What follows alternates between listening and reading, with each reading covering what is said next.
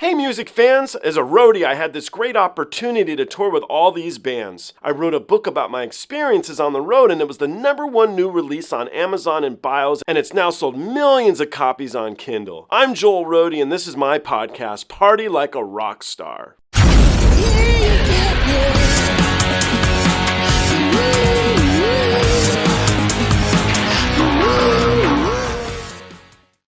This is my first episode with my friend Frank Meyer. Frank Meyer is a very eclectic individual. He's a good dude. He is the author of a number of books, including On the Road with the Ramones, When the Wall of Sound Met the New York Underground, Van Halen, A Visual History from 1978 to 1985, Chronicle, From Dude to Dad, The Diaper Dude Guide to Pregnancy. That's my favorite title. He also has a band called the Streetwalkin Cheetahs. He directed the film Razah, The Story of Chron, Razah Smith. And he worked as the senior content producer at Fender Musical Instruments from 2016 to 2020. His new film is called Freestyle 101 Hip Hop's History. It is narrated by Chuck D. It's a cool project. You can read more about it at freestyle101movie.com, or you can click right here and check out the trailer. Anyway, this is about NIGHTWISH. He is familiar with NIGHTWISH. Kind of cool. He knows who they are. But there's a little bit more to it. So let's jump into the episode, and you guys can listen to what Frank has to say and see his reaction. Let me know what you think. He's a good dude, and he will become a NIGHTWISH fan, whether he likes it or not. No, that sounded actually really tough guy stuff. I'm not that tough guy, but I am a fan. Frank, it's good to see you, man. It's been a little while. I don't think you've been on here for a little over a year. You brought that Amit Zappa guy on last time. So this time we can focus on just you and not talk about the Muppets the whole time. But it was fun. And I actually did just recently go to Puppet Up, which is awesome. I'm assuming you're aware of it, but if not, I'm aware of it, but I haven't gone to it. But I've heard it's great. It really is. It was so good. Isn't that connected to Jim Henson's kid? Brian Henson was Brian Henson, yeah. It was really, really great. But anyway, sorry, the people here, the first band I'm introducing you, it's a band from Europe. So a lot of the people watching this are going to be like, what the hell is he off to? So anyway, have you heard of a band by the name of NIGHTWISH? Yes, I absolutely have. Are you a fan? I'm not necessarily a huge fan of that like kind of gothic metal genre, but I used to, back in my when I'm not a musician or a film director, before all that, I was a writer and I was the managing editor of KNAC.com, and I reviewed, I think, the first NIGHTWISH album, back in the early 2000s or late 90s when they very first came out. And there was a whole movement of those kind of bands coming out, and it's still really big in Europe. I wouldn't say it's like something that super connects with me, but I'm a metalhead. So, I mean, anything that's got good metal and riffing and a good singer and rad licks and chops, like I kind of love it always, but Okay. Have you heard of the track Ghost Love Score? No, I have not. All right, cool. Let's jump into this one together and you can let me know if this exceeds expectations and it's worth writing about. I don't know. Let's give it a go.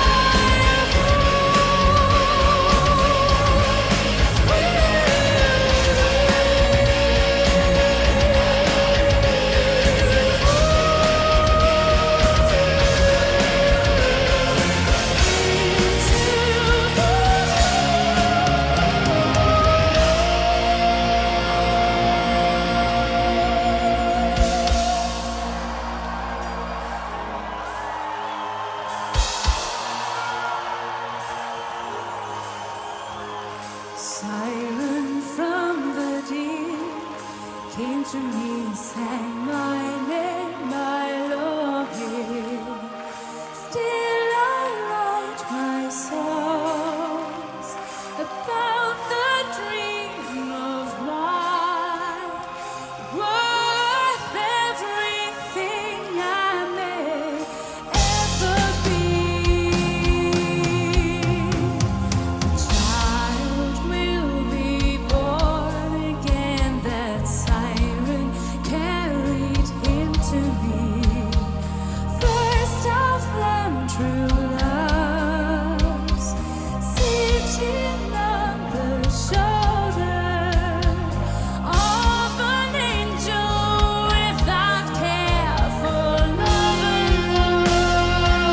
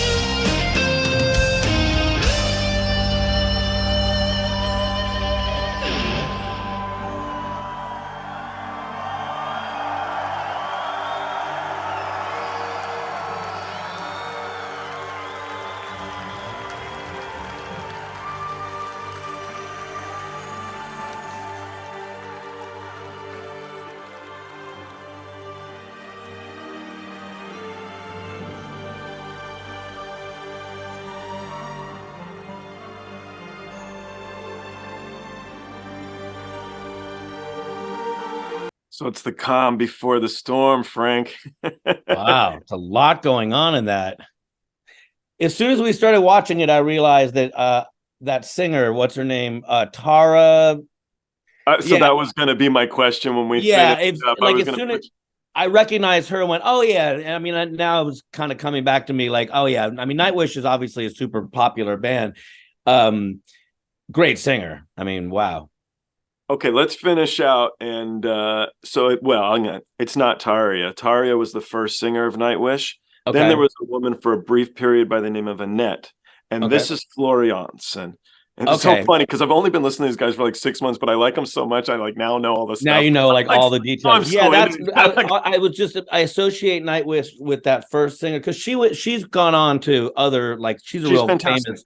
Yeah, and she's a real established singer, and I guess gone on to her own thing. But one thing I'll tell you is I could tell by the big light thing that must be at Wacken, the Wacken Festival. They did the Wacken Festival in Germany. Yeah, Wacken Festival. I could tell as soon as they did a wide shot, I was like, oh yeah, no wonder there's so many people here. This is a massive festival.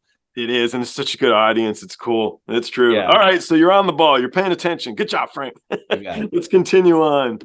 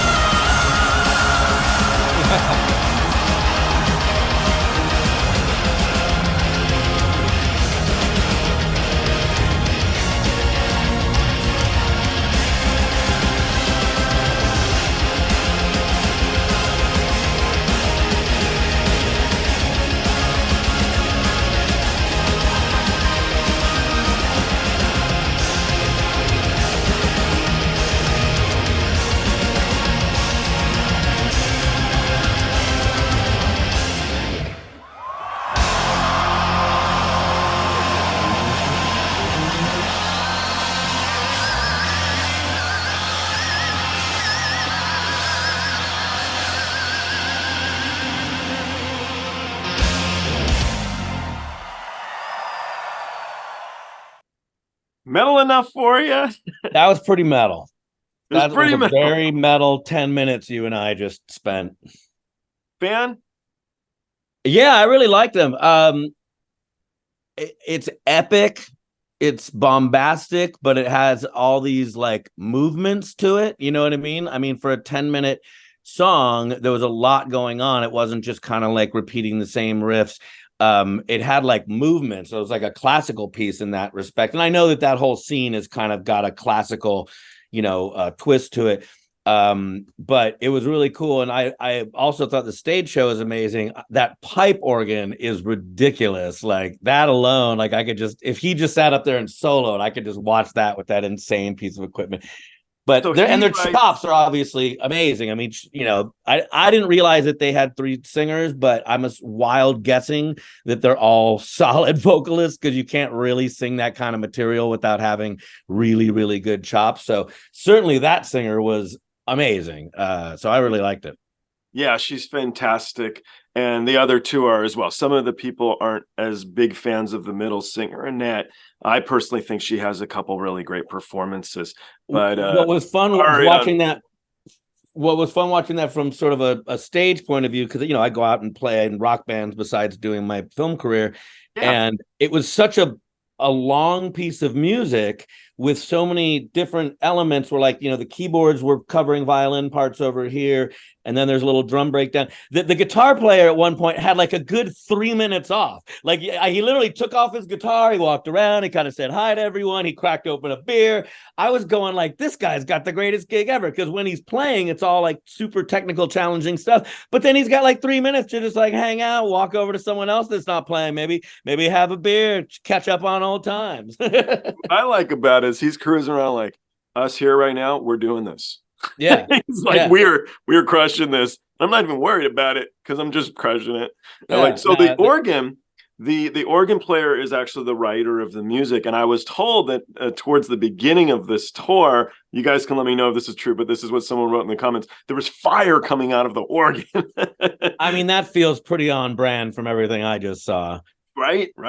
Anyway, maybe there's some festivals that don't allow them to do it, or maybe they hadn't come up with that yet. But I mean, I think that's a solid idea. So it's a great idea. Great idea. Yeah. Fire.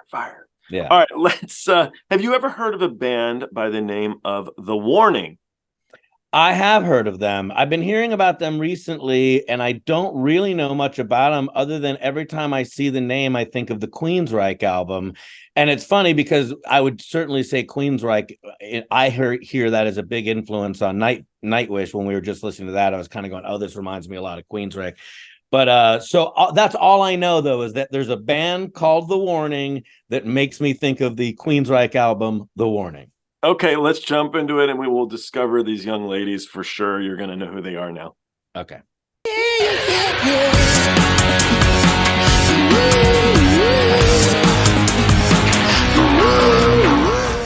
Hey, the podcast is over.